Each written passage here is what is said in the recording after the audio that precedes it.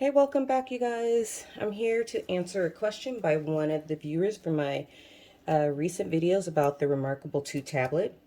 This person wanted to know how easy or how do you put whatever you're wanting or one of these templates from Etsy onto the Remarkable tablet. So that's what I'm going to show you. It's really, really simple and it doesn't take very long. So here I am in my Etsy account where I can download my printables or templates, okay? And so here I am where you can see for this particular file, which is that Hobonichi digital planner that I showed you guys, they offer it in the dark mode and in a light mode. And you can see where I've downloaded it because I was just doing a dry run through for you guys. And so I have downloaded it, but I'll do it again.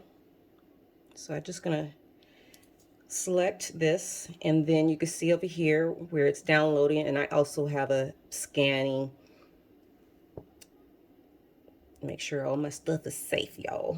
Okay, and then, I know I normally use my mouse, and I just go ahead and double click on that, and then you can see here where it has the file here for Hobo Planner Light Mode.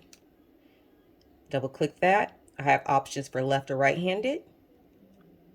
Then I have a Monday and Sunday start option, and this is where you actually see where the little icon is turned to the PDF. And then normally what I would do is I would drop this file onto my desktop just so I can easily find it. But, I can keep this in my downloads folder from here.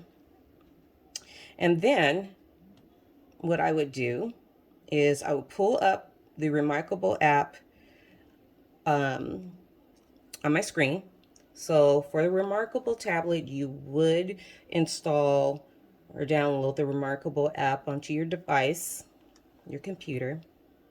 And then you can see here's some of those files I have on my device, or at least the last screen on my device. So it matches for what you see here. But you go up here to the top where it says import. And then this is where I'm going to find, and I can go to the downloads if I wanted to from over here or whatever.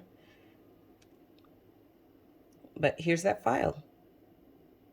And just select it and do open. And it's right here. It's installing. Really simple. I can even use some of the options. I think some of this is cut up. Nope, it's all here. I can even use some of the options here if I wanted to make it a favorite, if I wanted to rename it. I can do that because maybe I don't want to say 2022 MUN and then S. So I can just put it my 2022 planner or my 2022 work planner, whatever. You can also copy, you can move it, so I can put it like maybe in one of these folders up here, or I can just trash it. Okay, but but I can show you that the file is right here. It's right here, and I can just select it, and then I can just start using it, however I want, and it's there. Yes. So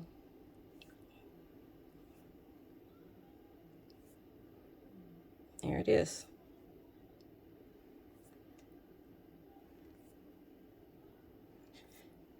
And I can click on the hyperlinks. Here I am on September 4th.